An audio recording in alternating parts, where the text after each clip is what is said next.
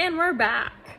We have got another day of a pantry challenge, and I am responding a little bit to my video that I made about maybe I'm gonna quit the pantry challenge. And I will let you know kind of how that goes. But what we're actually gonna do is like I said last time, I took an inventory of what I had in my pantry, and I looked at like what we have left and decided that we do not have the essentials that we need to be able to actually use the other things. So primarily what we have right now is rice and quinoa and onions. I've got like one serving of broccoli left, and I've got one serving of bananas and strawberries that I would use for a smoothie. Other than that, I have rice, so I have so much rice, but we can't survive on that. So we're gonna make a compromise, and here's what we're gonna do. We are going to grocery shop, but we are going to substitute anything we can for what we already have. So something I was looking into was buying a couple bulk boxes of pasta for my husband that are not gluten-free, because pasta is easy. And as long as I can, like, if all I have to do is make myself a gluten-free pasta, then it's a little bit easier if I just have the box for my husband. However, I decided that we have quinoa, and quinoa is not a normal thing to be used exactly in the place of pasta, but it can work. So we're gonna do that. And there's flour too, so I can use flour, make my own pasta, all that kind of stuff. It's labor intensive, but it's okay. So these are our compromises. And what I think is really interesting is that I am going to do what I did last month and try to stay at a budget of $250 a month for Hunter and my husband.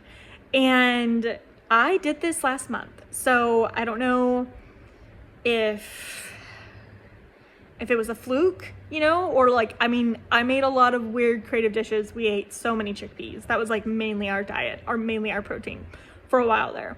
Lots of soups, lots of pureed carrots in bone broth. So it made me, and my husband's probably really glad that we're gonna get, like, that we have beef now.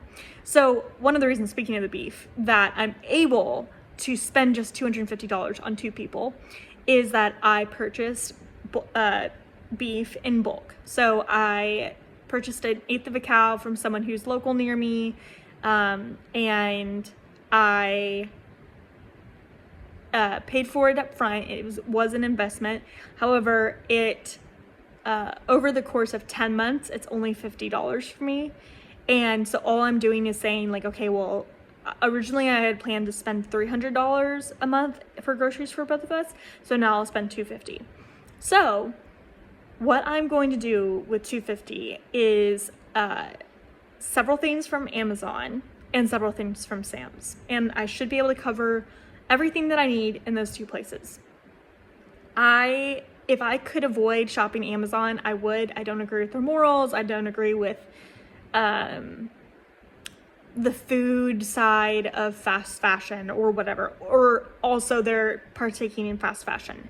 But I compared lots of different prices. I compared on Thrive Market, I compared at Sam's, I compared at grocery stores, and Amazon had cheapest options. So we're going Amazon right now because we are on a major budget.